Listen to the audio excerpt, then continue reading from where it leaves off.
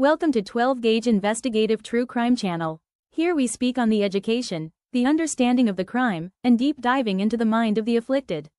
Justice for the victims by giving the silent a voice. Hope you enjoy.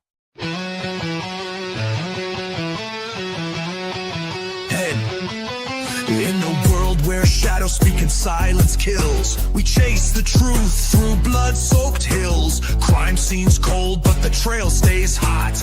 Every clue a whisper, every detail caught.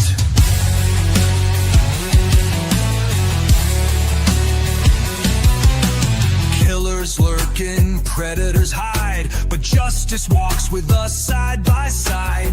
We don't flinch, we don't fold, we bring the dark stories that must be told. 12 gauge, a gas toy, built to last. Through the lies, the screams, the shattered glass. While cynics scoff and doubters run, we bring the dark stories that must be told. 12 gauge, I can built to last. Through the lies, the screams, the shattered glass. While cynics scoff and doubters run, we seek the truth till the work is done.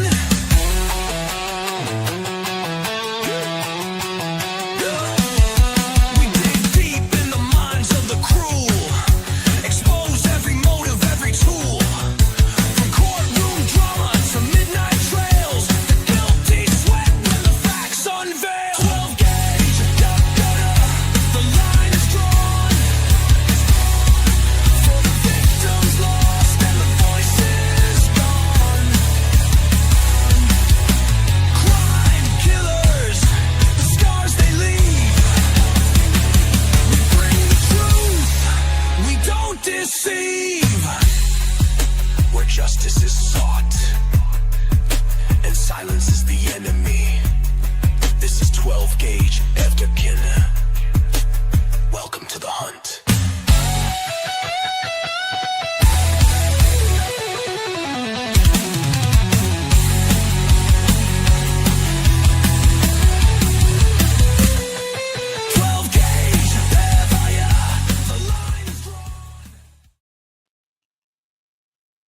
All right.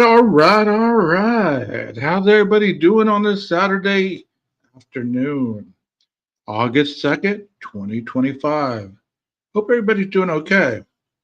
I'm just chilling in a hotel. Thought I'd get on here and read some more of these documents. Like I said, I don't like to start something and not finish it. A little bit of how I was reading it last night, it gave me some understanding that some of them are nothing more than just documents to be read. You know what I mean?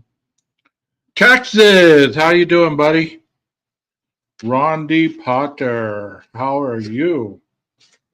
And anybody else who's watching, hello, thank you. Hopefully you'll get comfortable enough to come into the chat and interact with some of the chat members. We don't bite. Just don't bite at us, okay? Well, here we go.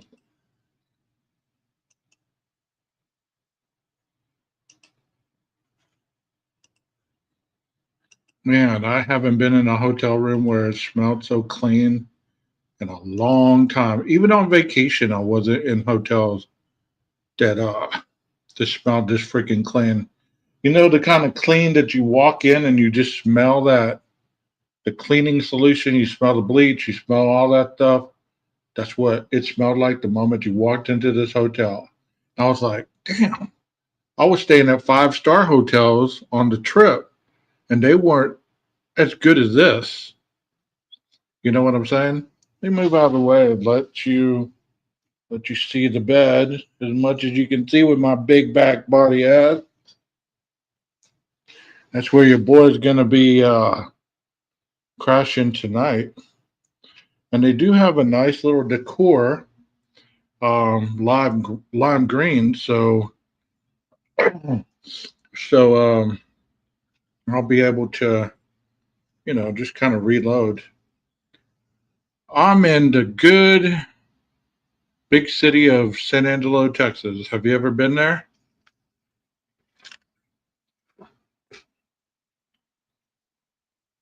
That's where I be. Well, let's start with these documents. I think I'm at least to this point. This one is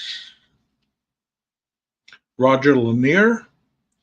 And it says on November 15, 2022 at 9:30 hours, myself and Detective Mowry responded to the Corner Club at Redacted to contact the owner. Redacted. This is a prearranged meeting to view video from the evening of November 12th to the early morning hours of November 13th. The purpose was to confirm that Madison Mogen and Kaylee Gonsalves were at the Corner Club, as had been reported, and to try to identify individuals seen on the grub truck video later in the morning. Specifically, a male who appeared to be accompanying them. So these individuals, like it says, they showed up to the Corner Club to get the footage from the Corner Club owner regarding Madison Mogen and Kaylee Gonsalves. Upon arrival, Redacted already had the video up on the screen and queued to the proper time frame. Detective Mowry began scrolling through the video, which consisted of multiple views and multiple screens that were all in the time sync. We determined that Gonsalves and Mogen arrived at the Corner Club at 2200 hours in a Prius-type vehicle with one other unidentified female. The vehicle was determined to be an Uber vehicle, and the driver identified Gonsalves and Mogen mingle around the bar but spend most of their time in the front along the bar next to the left end as you face the bar. They make occasional trip to the restroom and speak to several people as they mingle. At 22 hours, Kaylee paid her tab using her credit card, which consisted of 9 well vodka and 2 add juice. Redacted provided a copy of the receipt. So if Kaylee was paying for this bar tab, doesn't it kind of make sense that if there was 9 drinks, that they would have probably split, those drinks in between her and Maddie and whoever the third person was. So maybe there was 3 drinks per person. So maybe they weren't as intoxicated as many people have thought, because 9 drinks divided by 3 is what? 3 apiece, right? And you add 3 juices, add 2 add juice. So 2 of them had juice, which most of the time when people drink vodka, they do add orange juice, called a screwdriver. So that makes sense that these drinks were probably split up by 3 people. What do you think, chat? Do you think that sounds logical or not? That possibly these drinks were split up by 3 people? That not necessarily one person drank all these drinks? I didn't know how many there were until I just read that. So that kind of makes sense to me. Let me know what you think in the chat. It says at approximately 1 o'clock, Kaylee engages in a conversation with a subject identified by bar staff as redacted, and redacted, was seen with Gonsalves and Mogen in the grub truck video later in the evening. This appeared to be a consensual conversation and appeared they knew each other. At approximately 1:14 hours, Mogen joins in conversation. All 3 remain generally in the area of the bar near the wall. Nothing stood out during that time, and both appeared to know Redacted. At 1:31 hours, Redacted paid his bar tab with his credit card, consisting of 5 cans of Bud Light, probably, and 2 kamikazes, which kamikazes can be strong or they cannot be strong. They're depending on the bartender. After paying, he walked to the back of the bar, went into the restroom, came back out, retrieved his coat, and came back in an area near the exit where Gonsalves and Mogan were waiting. Redacted waited in the background while the girls finished conversing with others. Then they all exited the building at 1:37 hours. The parking lot camera showed them walking away together, building at across, then out of the parking lot in a western direction. They were all dressed the same in the grub truck video, with Redacted wearing a white or very light colored hoodie with a brown coat over it. So as you know, most of us have been keeping up with this. We do believe that we know who this person was. They even gave him a nice little moniker. Um, we saw them exit the corner club, not exit, but we saw the video where they were walking down the street from the corner club, and that was the conversation they had under that camera.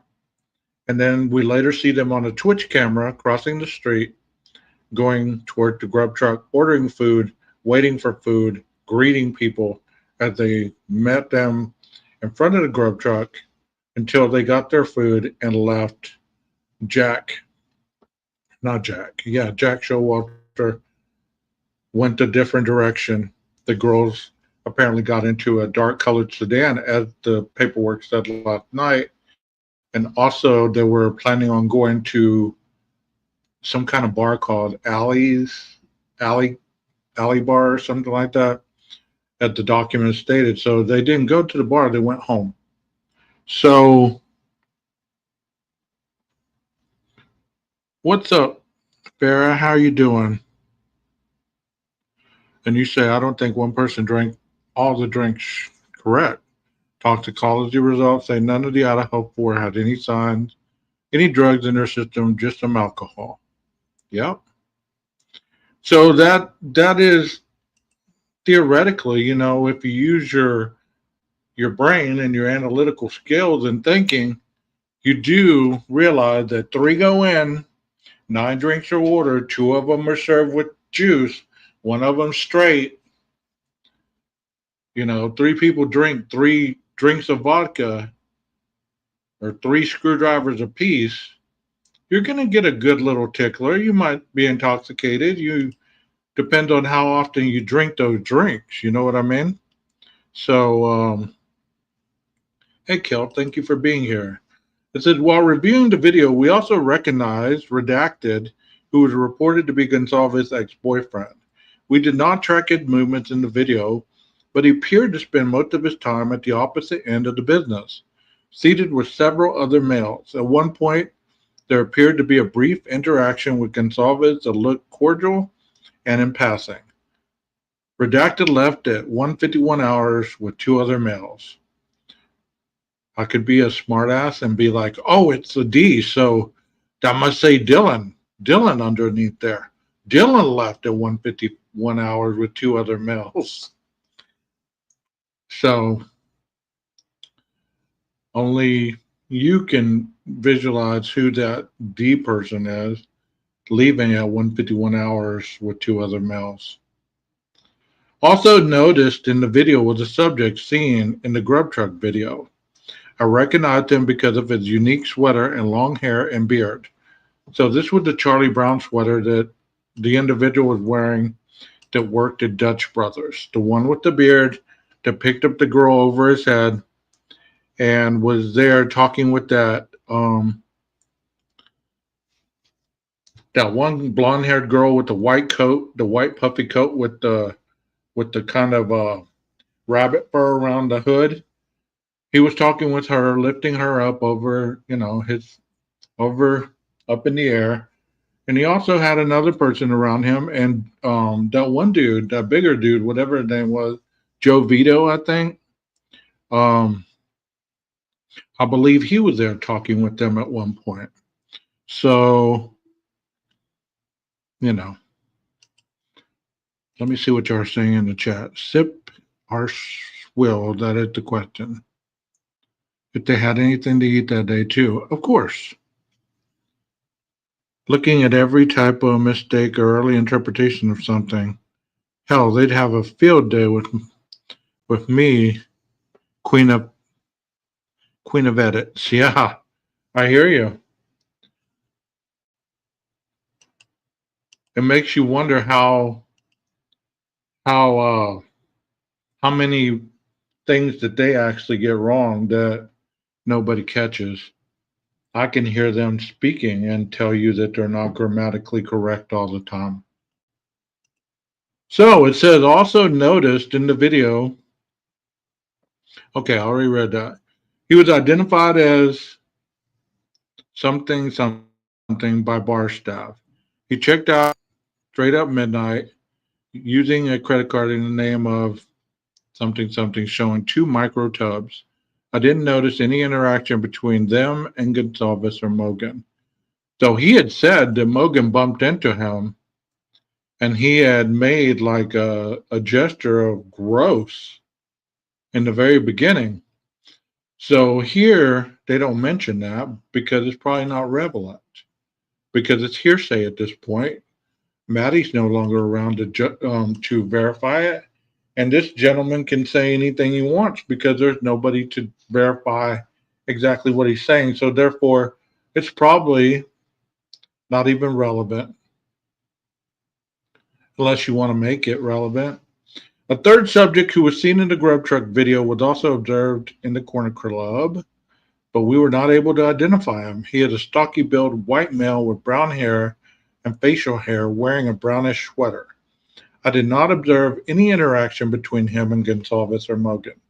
Because the video file was extremely large, Detective Mowry was unable to copy it to an external storage device.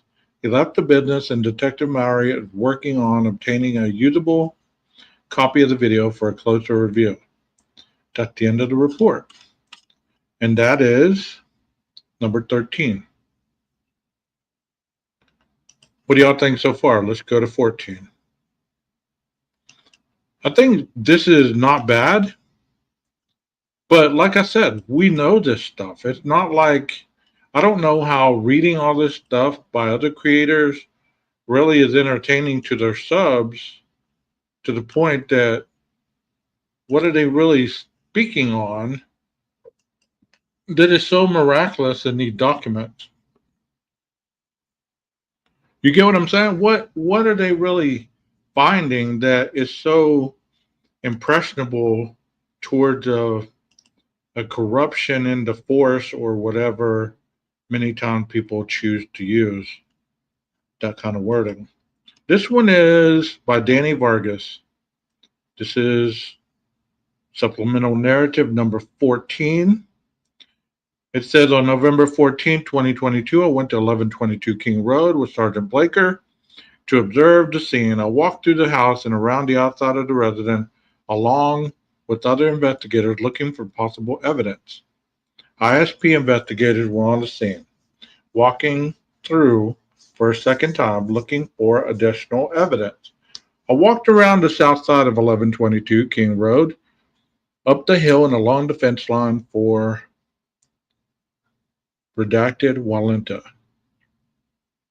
The backyard for Redacted Walenta backs up to the backyard area of 1122 King Road. And as you remember, looking at overhead photo shots, there is a staircase that goes all the way to Walenta Street on the side of 1122 and 1126. Between that fence line, there's a stairwell of concrete that goes up there.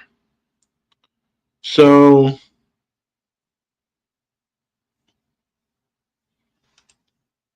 it says the backyard for this resident backs up into the area of 1122 King Road. I spoke with, oh my God, did he speak with Dot? Did he speak with Dot? Oh my God.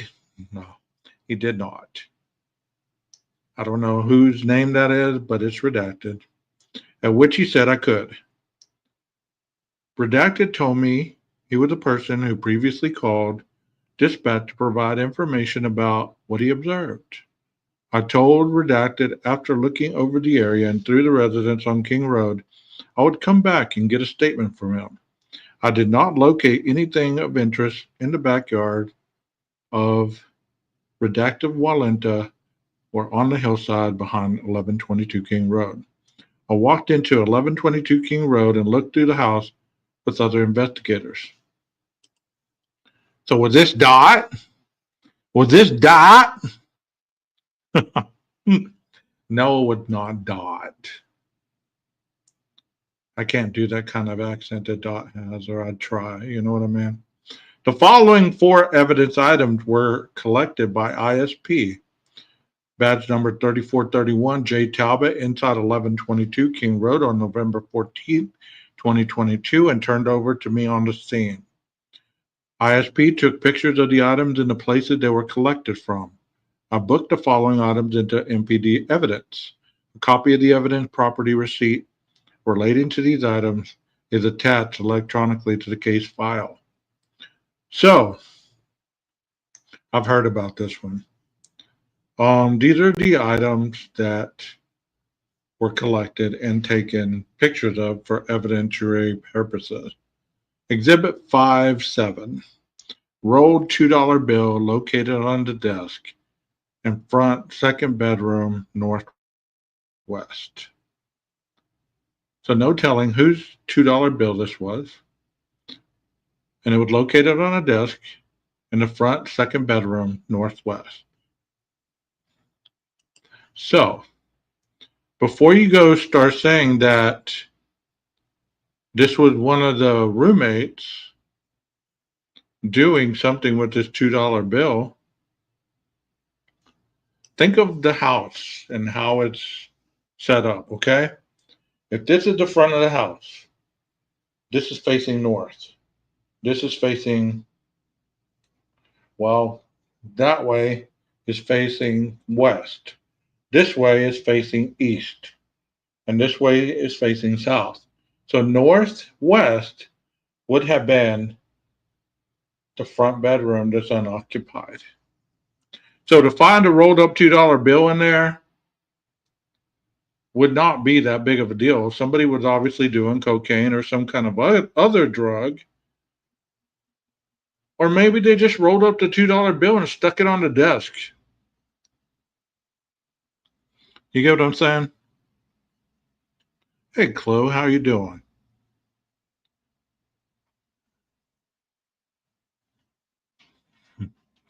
So what do you think about this rolled up $2 bill? Give me your theory on that. Hey, Leslie and Billy, I saw you in a chat yesterday or the other night asking the same question you were asking last night. Did you ever get your answer? There's another report that informs this one. So just go ahead and tell me. I mean, it's not like a book. You know what I mean? Just go ahead and tell me what the purpose of the $2 bill is. Well, I'm sorry that you didn't get your answer. I'm not going to give you an answer until I read that document. So until I read that document, hopefully I'll give you an answer then. But until then, we're going to have to wait. So let me see what else they found. Exhibit 58, blue powder, suspected drugs, located on the desk in front, second bedroom, 1 northwest. So those are $2 bill and blue powder. Blue powder, if any of you are into the drug game, a lot of times blue powder is fentanyl.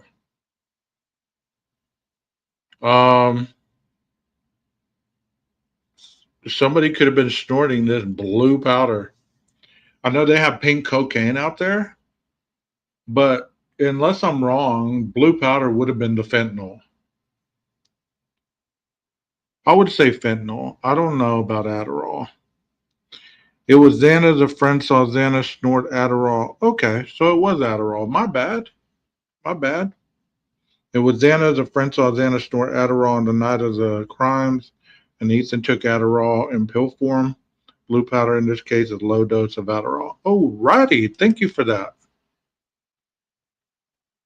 I thought it was fentanyl. My bad.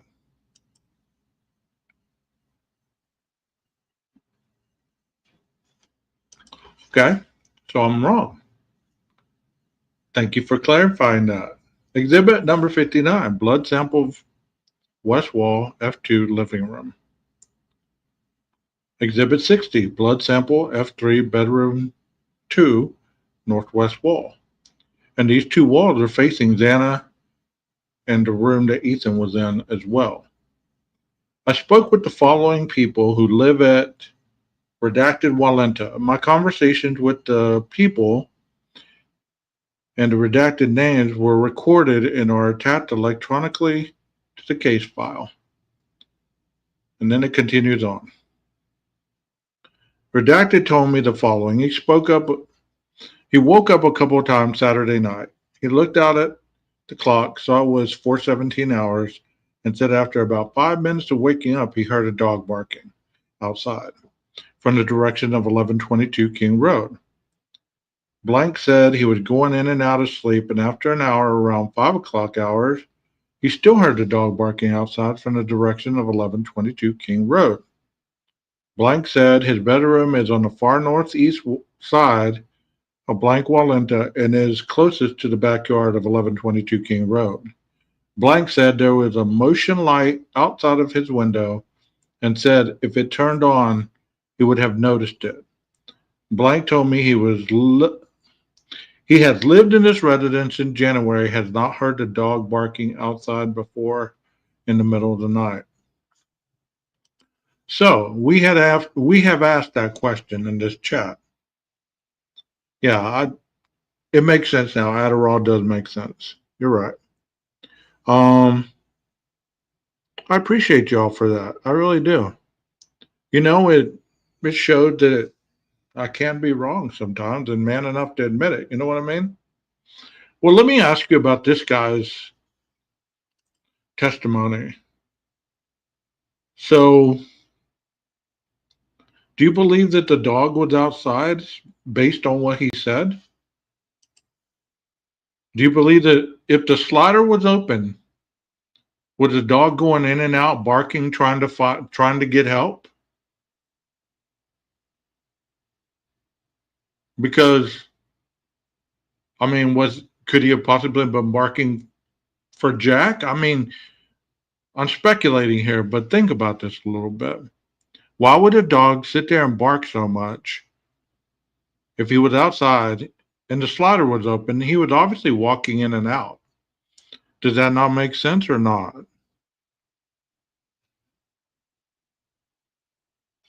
Murphy could have been on the balcony outside Kelly's bedroom. I thought that too. I've thought that myself, and I've said that. But many people say, no, that slider would have been shut. Nobody mentioned it being open. They did have the dog bed up there. They had 2 dog beds on that balcony. So there could have been, the dog could have been on that balcony with the slider open up there. Yeah, I knew something was wrong. I'm still confused about Murphy. Could he really get outside? Well, I mean, if this gentleman heard him barking in that length of time and he assumed that it was outside, the slider would have been open. So does that mean that Kaylee's door really wasn't open and the dog, when Kaylee, because let me get you into my thought process right now. I know y'all remember statements from the family where they said the dog was known to go back and forth between Kaylee's room and Maddie's room. And sometimes that dog slept on Maddie's bed.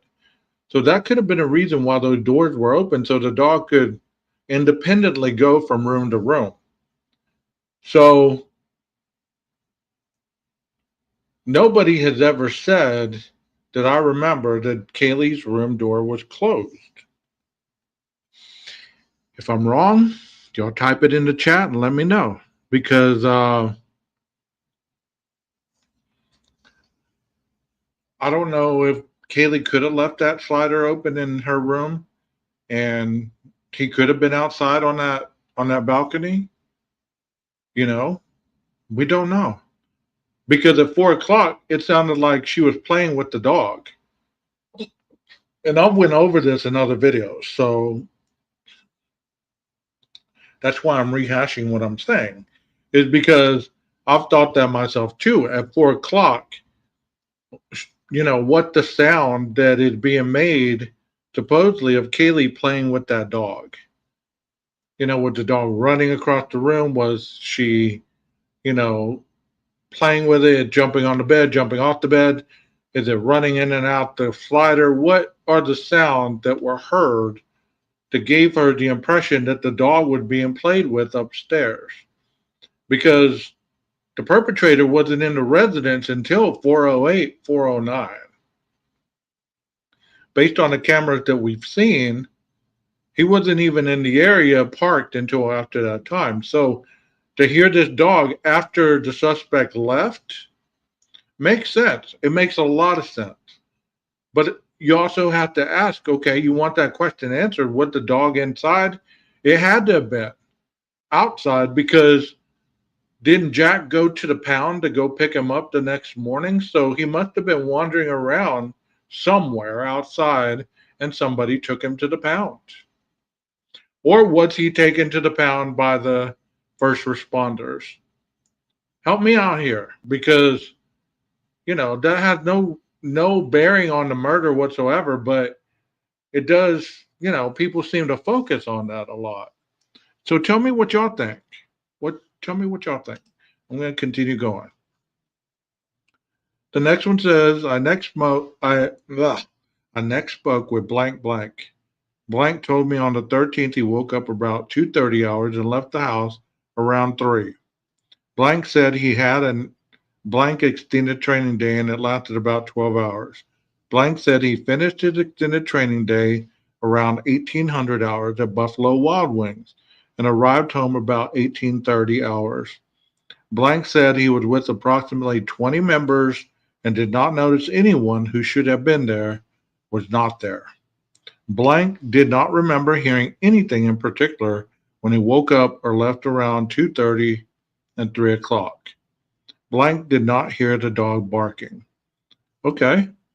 So you have to ask yourself, is this relative or is it not? Okay, thank you for that, Chloe. Ellie took him. Murphy was in Kaylee's room with the door open when Ellie arrived. Okay, so if the door was open, then that makes sense that he climbed up and down the stairs and went outside the slider and started barking. That makes sense. If that's really the way it happened. If he's had access to the whole house, he had blood on him, I think. Bloody dog prints would have been in there too. One would think, but when Ellie arrived, Kaylee's door was open and Murphy was hiding under the desk.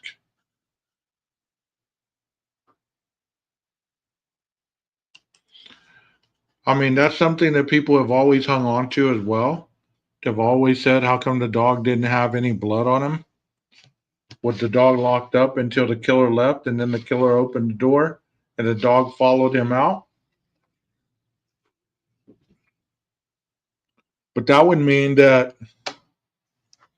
he didn't go into Maddie's room, because he would have been jumping on the bed trying to lick the owner or the friend, don't you think? Is that clear enough or not?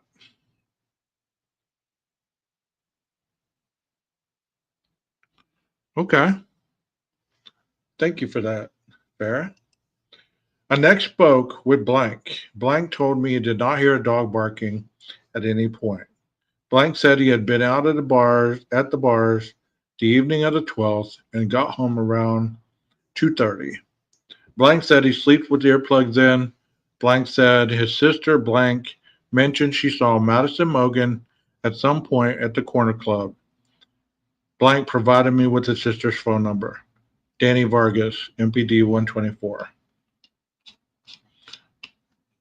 So reading that, As far as any kind of evidentiary stuff, nothing really. Because it really doesn't matter whether the dog was barking or not. He's not part of the crime.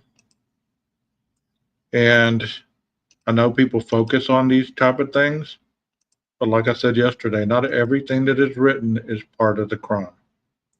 So you can't sit there and focus on every little thing as being supplemental evidence. Could have been, who knows, he was young at the time, so maybe just too afraid in the room. At least said he didn't have any blood on him, though they closed the door to prevent him from entering the scene. And who's to say that there was blood all over the place? You know, people assume that the upstairs bedroom was just as bloody as the second floor. Possibly all the blood was soaked into the mattress, more into the mattress in the comforter than in the second floor bedroom. You know? And really, once again, does it matter? For me, it doesn't. It might matter to you, but for me, it doesn't, because it's not relative to the crime, unless there's a mixture of the perpetrator's blood and the victim's blood, and they would have been able to decipher that through swabbing the mattresses, swabbing the bodies, swabbing the surrounding walls. They would have been able to decipher that. So to sit there and focus on the blood being there or not being there, does it really matter?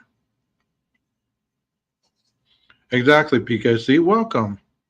Welcome. I think the beds became pools for the large amounts of blood.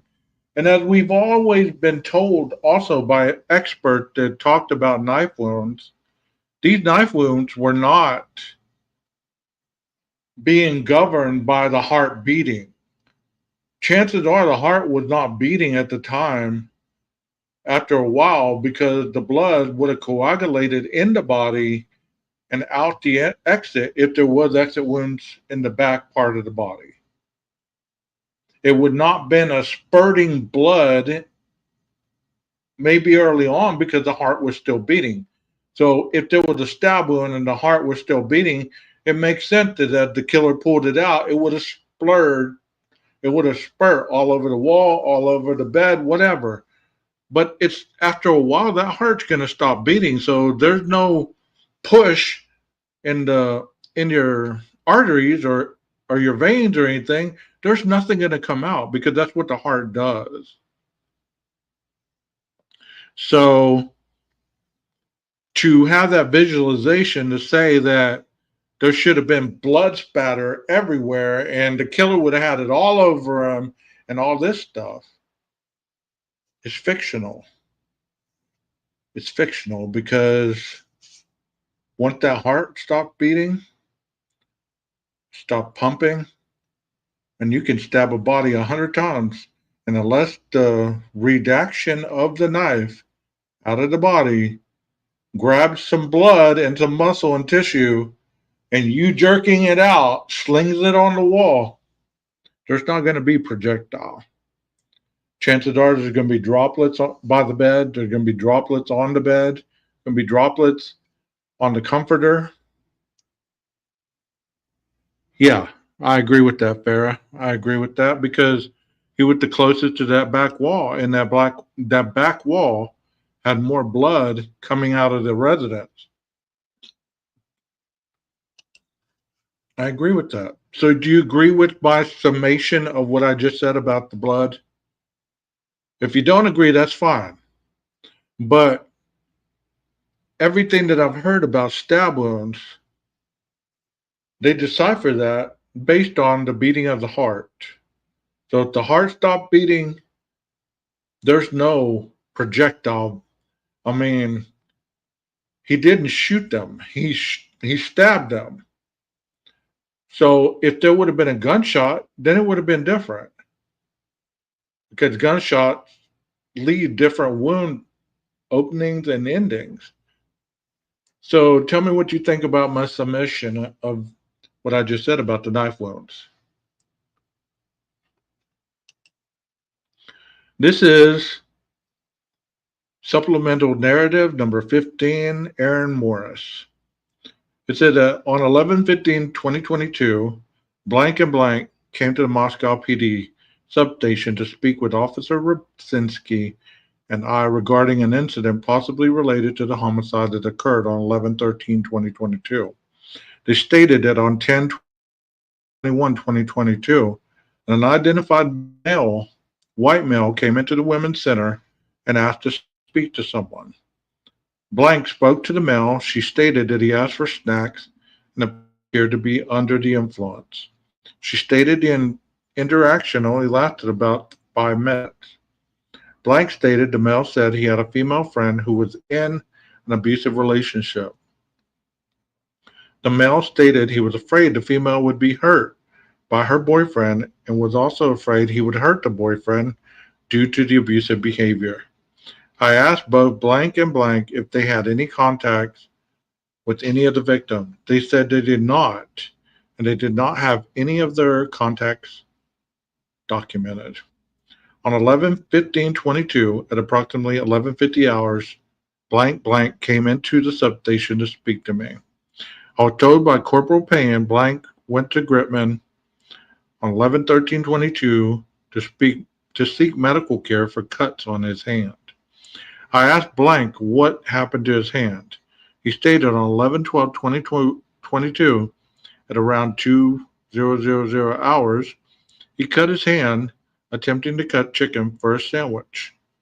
Blank stated he was intoxicated, and when he was trying to cut the meat, his pocket knife slipped and cut his hand. I asked when he went to the hospital. He read his wristband from the hospital, and he said he went in on 11/13/22 at 1400 hours. So, if you're going to be a person that is looking for alternative suspects, you would jump on that, would you not? Would you not? Of course you would. He said, agree. Also, investigators have mentioned that some of the injuries were more so like internal drowning for the victims in their own blood rather than spraying. Yeah. So you think BK took the wrath of hell with him? Apparently there is a wildfire not too far away from his new home. I thought it was like a desert where he's at.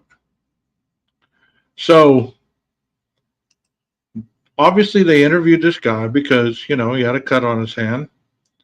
They're looking for anybody that could have had a knife cut or anybody that could have been injured that went to the hospital around that time frame. Obviously, they didn't find any reason to continue interviewing this individual. And they're, without being a suspect or without evidence of probable cause, you eliminate him for now. Did you hear what I said? Without evidence of probable cause, you eliminate him for now. So there's the answer that many people ask. Why did they let so many people go? Because there was no evidence of probable cause that they did anything wrong, that they broke the law and committed a crime. There was no supplemental evidence that would show that they were culpable in any of this. That's why they were let go. That's why they were eliminated due to their interviews. Whether you believe it or whether you don't, that's how it works. That's how it works.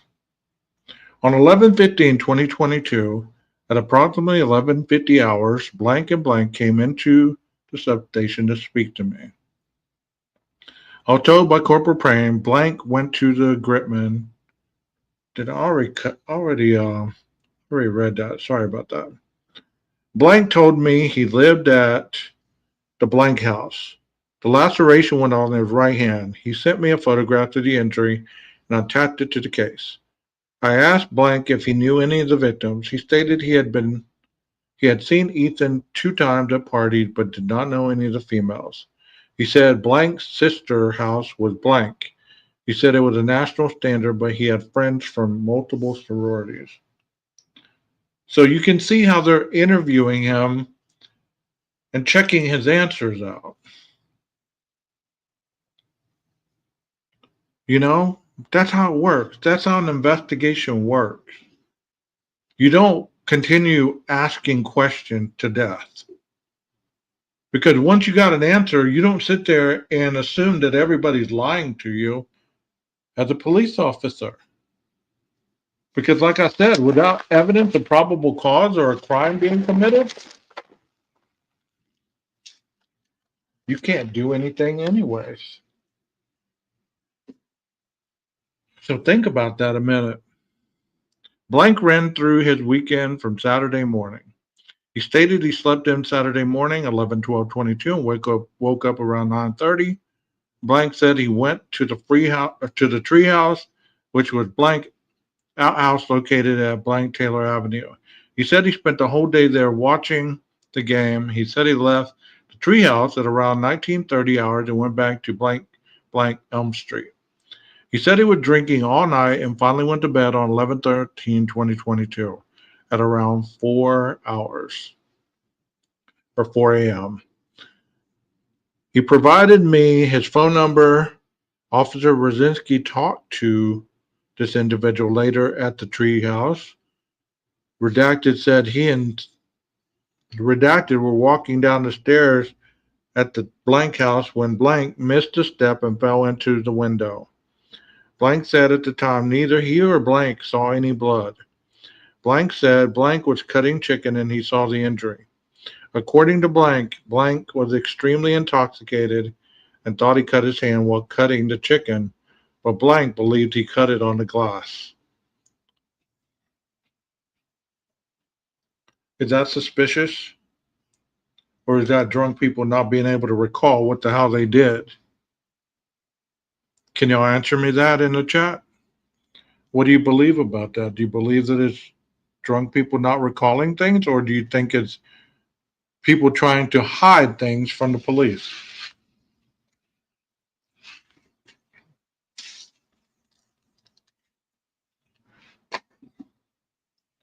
Drunk kids, yeah.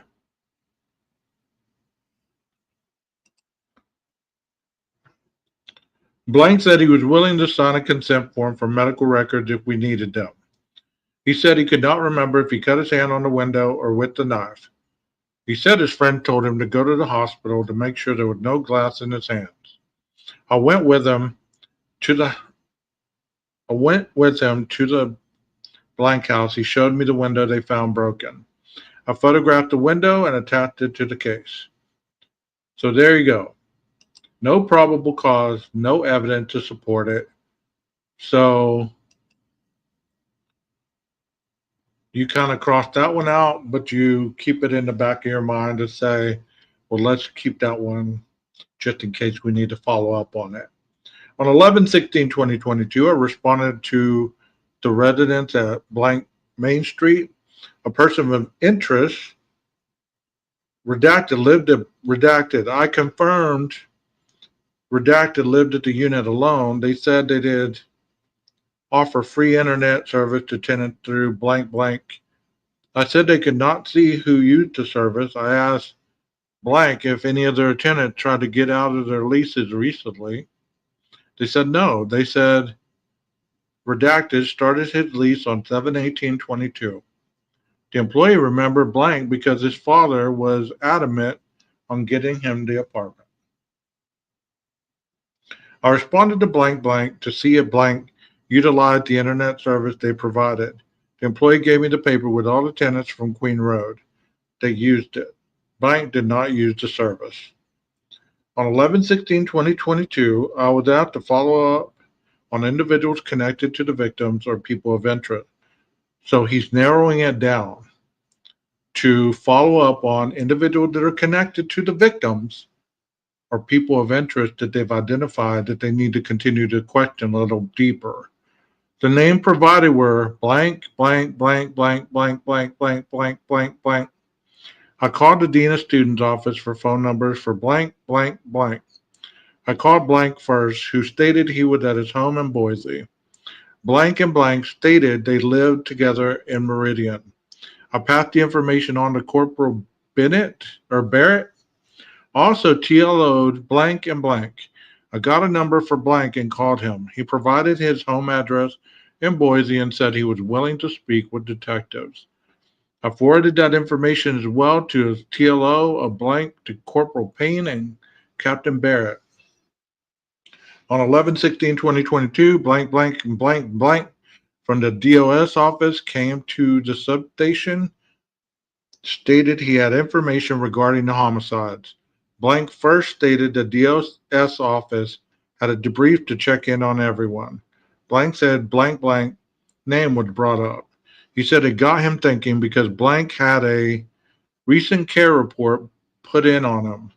On 11/3/22, blank emailed the DOS saying had mental health. On 11/4/22, blank called blank. Blank said blank seemed distant, distracted, and sad. Blank also brought up the grub truck video. He said he was guessing, but he believed it was blank following the victims and hovering around them. Blank also said that after finding out what happened, blank was more concerned with his dog. I thank blank for the information. I asked blank if he was able to provide the care reports for blank they referenced. Blank said they did not seem hugely concerning, but would attempt to gather them. And this is how it goes, one at a time. One at a time. But if you want to be nefarious in everything that you think or believe, or you just want to lead your subs down a rabbit hole, you will question every little thing as you don't understand anything that's going on in this paperwork, other than your understanding that there's something malicious intended to be hidden, misguided, or contorted. You know? So, the lens in which you look through life tells a lot about you. Not only the way people on YouTube respond to these cases, but also the way people in human life outside of YouTube respond to their lives. Because if you look at life as the glass is half empty, you're never going to see any goodness in the world. And all I'm doing right now is just reading documents. Documents I didn't write, I didn't type, I didn't maneuver through the system, none of that. Documents that were done in the earliest stages of these investigation. So whenever people want to make these things have more life than they do, then they start throwing out their own perception, their own emotional attachment, their own misunderstanding of their own issues in their lives that go wrong continuously, in which they have no answers for. So therefore, when that situation continues to confront itself, they still don't have an answer for it. And that's hence the reason why you hear it doesn't make sense. Nothing makes sense in this case. Well, I can tell you something. It makes sense to me. It makes sense to other people in my chat. It makes sense to other people that I've heard read these things. Granted, I'm not at the very meat and potatoes of it, and I did that for a reason. Because it's like getting too much therapy from too many people all at once. It's not going to make sense to you, and you're not going to be able to retain it. So this is number 16.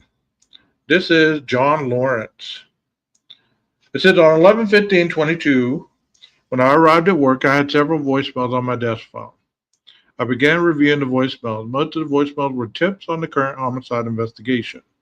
Many of the tips were about the live feed from the grub truck.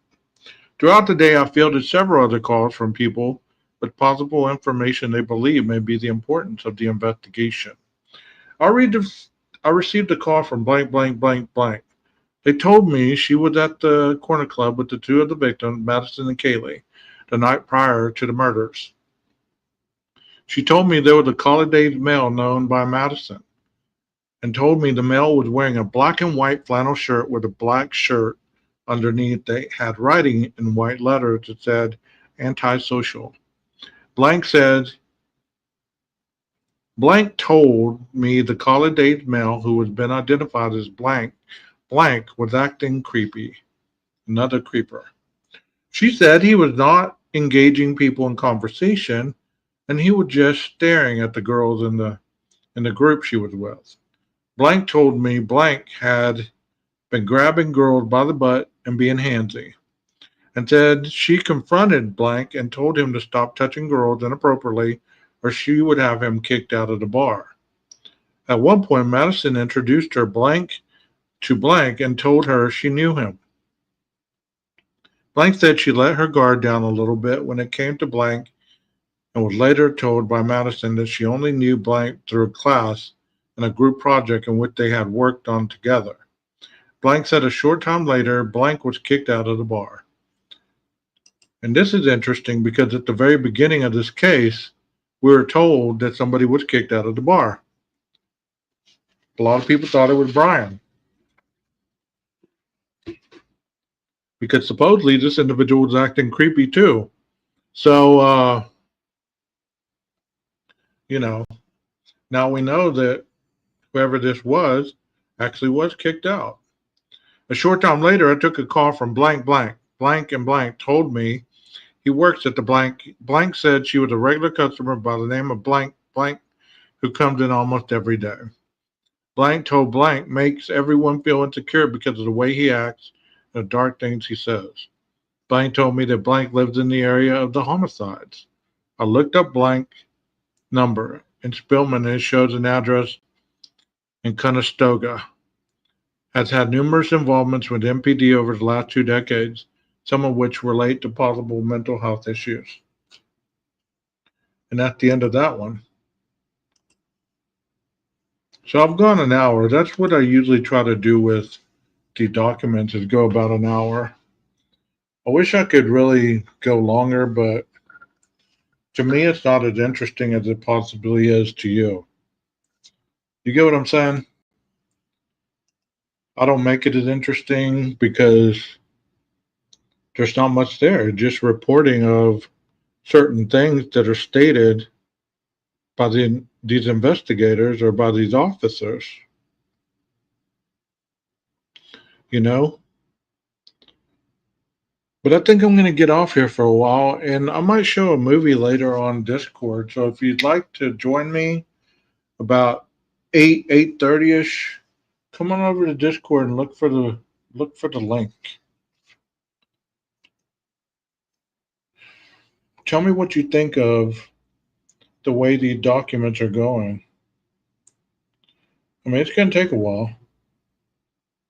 It's going to take a while for sure. Because there's a lot of stuff in them, but at the same time, there's not. You know what I mean?